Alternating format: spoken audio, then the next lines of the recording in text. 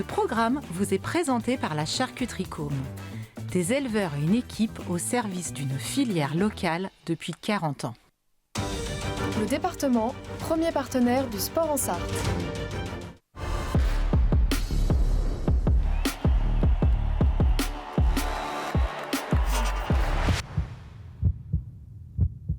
Bonsoir à toutes et à tous, bienvenue dans Tango Show, votre émission 100% consacrée au MSB, au Mans Sarthe Basket. On est de retour avec Mamadi Sangaré. Bonsoir Mamadi, très heureux de vous retrouver sur LMTV Sarthe. Ça fait depuis le mois de mai. Et ouais, dans cette nouvelle émission, tu as vu Mamadi, un nouveau décor. Effectivement, nouvel environnement, mais en tout cas on y est. Voilà. On y est et on va prendre la direction d'Antares Arena puisque c'était la 8e journée de Betclic Elite ce dimanche donc et le MSB 4e avant cette rencontre affrontait le leader ce dimanche donc et ça a parfaitement commencé pour les Monégasques qui ont mis à mal les Manceaux dans le premier quart. La réaction ensuite des Manceaux qui reviennent juste avant la mi-temps. Quelques longueurs à 3 points exactement donc avant le retour au vestiaire. Le MSB qui va même prendre les devants en deuxième période. Travante Williams qui se prend pour Trevor Jeans et la mascotte Léo qui commence à jubiler. Malheureusement, le 4e quart-temps va tourner à l'avantage de Monaco. La petite perte de balle là qui va sceller le score. Et l'ancien Manceau qui va punir donc le MSB. Score final 84-93, victoire donc de Monaco qui s'impose. Mamadi, le démarrage a coûté cher aux Manceaux, même s'ils sont revenus dans la partie, ils ont très bien réagi. Effectivement, très souvent ici, on a abordé les retours des vestiaires qui étaient des fois compliqués pour le Mans sur le 3e quart-temps, mais là, ils ont mal soigné leur départ. Vraiment, en regardant, ils ont été très attentifs. Effectivement, Monaco a fait preuve de beaucoup d'intensité et de précision, mais ils ont aussi profité des maladresses et de la fébrilité mancelle. Où est-ce que le MSB perd le match face à Monaco ? Sur ce premier quart-temps, vraiment indéfiniment sur ce premier quart-temps, parce qu'après, effectivement, vous avez évoqué ce réveil, ce sursaut d'orgueil du Mans, mais voilà, ils ont puisé tellement dans leur force, dans leur réserve, ils n'ont pas eu tellement d'énergie pour revenir que c'était difficile. Effectivement, c'est le fait d'avoir manqué d'impact ou d'avoir subi les impacts de Monaco sur ce premier acte qui a fait la différence. Ouais, comme d'ailleurs face à Strasbourg, la précédente rencontre de championnat où le MSB avait manqué son premier carton bis repetita donc face à Monaco. Mais cette fois, le MSB a réussi à revenir au contact, même dépassé à Monaco avant de finir par perdre ce match, notamment dans le Money Time. Tiens, on va se poser la question avec Guillaume Bizade, le coach Manceau. Qu'a-t-il pensé de cette rencontre, de cette défaite malheureusement pour ses joueurs? On l'écoute. On est beaucoup trop timoré dans la défense de notre raquette en première mi-temps. Du coup, on encaisse 51 points. À l'intérieur de ce 51 points, il y a 13 sur 13 dans la raquette. Donc ça, c'est pas admissible. Donc après, on finit quand même par avoir plus d'activité. On réussit un petit peu à plus contrarier les possessions de Monaco, à faire baisser un petit peu leur pourcentage d'adresse. Donc ça nous donne des ballons de relance, un petit peu de seconde chance. Et malgré le fait qu'on n'ait pas trouvé d'euphorie à 3 points, on a réussi quand même à tenir la balle et à alimenter le score pendant une bonne période. Il y a un gros moment du match là où on est à plus 5, où il y a quelques situations un petit peu particulières. Et voilà, de moins 5 à l'inversion du score à plus 3.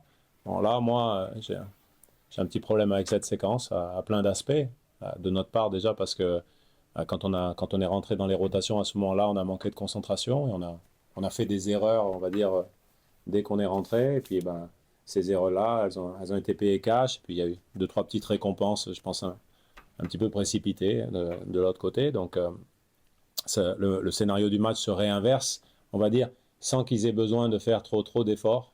Et ça, c'est ce moment-là qui m'ennuie. Ouais, on a senti, même a dit, la frustration du coach qui a quelques regrets dans cette rencontre. Le Mans a joué tout de même les yeux dans les yeux face à Monaco, qui tout le monde ne peut pas le faire dans ce championnat, j'ai l'impression. Effectivement, notamment dans le deuxième et le troisième quart-temps, mais comme l'a rappelé le coach Manceau, effectivement, il y a ce moment où le Mans peut faire la bascule. Il évoque +5, à un moment, j'ai compté, ils étaient à +6. Les Manceaux, plusieurs tentatives pour pouvoir inscrire ces paniers, parce qu'on parle bien de paniers qui auraient pu éteindre un peu plus Monaco. Le fait de les rater a remis la Roca Team en confiance. Et je pense que là, c'est un vrai tournant. Le MVP Manceau, c'est la nouveauté de Tango Show, Mamadi. On élit le meilleur joueur du match du côté des Manceaux, peut-être même le meilleur du match global, un certain Johnny Berané-Meskel. Oui, en plus, un joueur très sympa avec lequel on a pu échanger juste après la rencontre. Ouais, qui a été sobre, j'aime bien ces joueurs-là. Il ne fait pas non plus de coups d'éclat. Ce n'est pas un joueur qui va faire le spectacle, qui va forcer. Mais il a été très lucide. C'est vrai qu'il y a eu des moments où le Mans doutait, commençait à vaciller. C'est là qu'il est sorti de sa boîte. Il a été tranchant, très percutant. Et c'est vrai qu'il a montré la voie à suivre. Il termine avec 23 points. Ouais. C'était pas rien, on aurait aimé que d'autres joueurs effectivement en marquant ça aurait pu faire la différence. Mais effectivement, il est le grand homme de cette rencontre. Des belles stats donc pour Johnny Berané-Meskel. D'autres joueurs se sont mis en avant pour toi, Mamadi? Oui, Travante Williams, qui a été aussi précieux rebond. 5 interceptions, il me semble, Travante Williams. 7 rebonds. Il a délivré 3 passes, 12 points. S'il avait un peu mieux réglé la mire, effectivement, il aurait rendu une copie parfaite. Mais effectivement, il fait partie des hommes clés de cette rencontre, malgré la défaite Mancel. Et Williams qui fait partie des joueurs arrivés durant l'intersaison pour renforcer l'effectif Tango. Un autre joueur, vous m'avez parlé hors antenne de David Di Leo. David Di Leo, effectivement, on a assisté à une petite altercation entre lui et Johan Begarin. Bon, je n'ai pas trop compris ce qui s'était passé, mais il a réussi rapidement à reprendre ses esprits. Il a décoché un 3 points dont il a secret. On a peu mis cette saison et Monaco a été meilleur à l'extérieur sur les tirs en périphérie. Mais c'est un tir qui relance le Mans et qui permet au Manceau de revenir à 11 points et il a permis au Mans de faire la différence à ce moment-là. J'étais en train de me rappeler, pas mal de déchets quand même à 3 points pour les Manceaux. Je regarde la ligne de stats, 4 sur 23. Oui, 4 sur 23, c'était 17% vraiment... de réussite à 3 points. Plus les pertes de balles, sans compter les pertes de balles en première période. Effectivement, Monaco a exercé une grosse pression défensive, mais il y a aussi beaucoup de sautes de concentration. Et puis les shoots à 3 points, ça a été vraiment le péché, le défaut de cette équipe du Mans. Contre 9 sur 30 à 3 points pour Monaco. Oui, qui n'a pas rendu une bonne copie, mais pas la meilleure qu'elle a rentré aussi au bon moment. C'est ce qui a fait la différence. Et aussi, Berané-Meskel a parlé aussi des différents momentum du match. Et Monaco, parfois, a souffert, mais a su aussi faire le dos rond et revenir et être tranchant dans les bons moments, contrairement au Mans qui a eu la possibilité de faire la bascule, du moins de peut-être porter l'avance à 8 ou 10 points et n'a pas su le faire. Le prochain match de championnat, ça sera samedi face à Nancy. Avant, il y a ce match de BCL. On en parle dans un instant. Qu'est-ce que vous pensez de cet effectif du MSB, de ce MSB 2025-2026 ? On profite de votre première venue ici, Mamadi, pour avoir votre avis. Donc pour moi, c'est une équipe prometteuse. On l'avait vu déjà dans les matchs d'intersaison. J'ai assisté à quelques victoires, mais là, l'équipe semble marquer le pas. Est-ce que c'est justement la combinaison championnat BCL, qui peut être difficile aussi pour les organismes physiques et mentaux? Donc à voir, on verra sur la longueur. Mais pour moi, c'est vrai que c'est une belle équipe sur le papier. Je trouve qu'elle est très complémentaire, avec des jeunes comme Duféal, même s'il est un peu en dedans en ce moment, des jeunes comme Doumbia.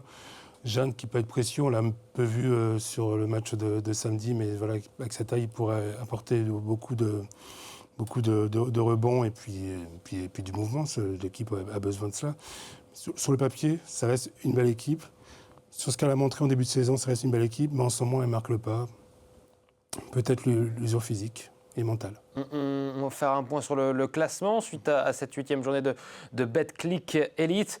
Le MSB qui a perdu 2 places suite à cette défaite donc face à Monaco et qui se retrouve à la 6e place du classement avec un bilan de 5 victoires pour 3 défaites. Je vous le disais il y a quelques instants, donc ce mardi, retour de la BCL, de la Ligue des Champions pour les joueurs de Guillaume Vizade qui défie Gran Canaria, le leader du groupe du MSB donc dans cette Basket Champions League. Ça sera ce mardi soir à 20h à Antares Arena. Vous pouvez prendre vos places.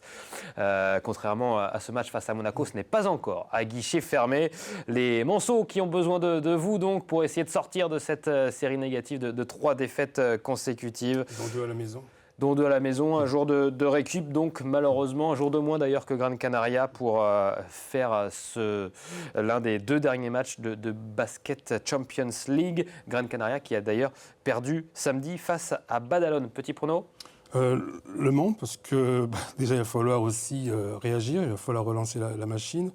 Et puis c'est vrai qu'il y a peu de jours de récupération, mais ça a été aussi un bon entraînement. Ce que nous a confié Johnny, puis le coach aussi. C'est vrai que ce genre de rencontre, lorsqu'on arrive à jouer, comme vous l'avez dit, les yeux dans les yeux face à Monaco, ça peut laisser aussi de bonnes dispositions pour affronter après ce match de BCL contre Gran Canaria. Et on verra ça ce mardi soir donc avec cette nouvelle rencontre de BCL face à Gran Canaria. Merci beaucoup Mamadi d'avoir été avec nous. Avec plaisir, merci. Dans Tango Show, on se retrouve très rapidement. On continue notre soirée sportive sur LMTV Sarthe dans un instant. C'est LMFC Zone. À tout de suite.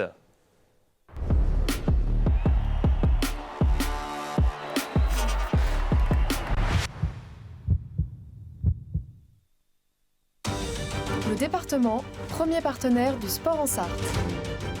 Ce programme vous est présenté par la Charcuterie Côme. Des éleveurs et une équipe au service d'une filière locale depuis 40 ans.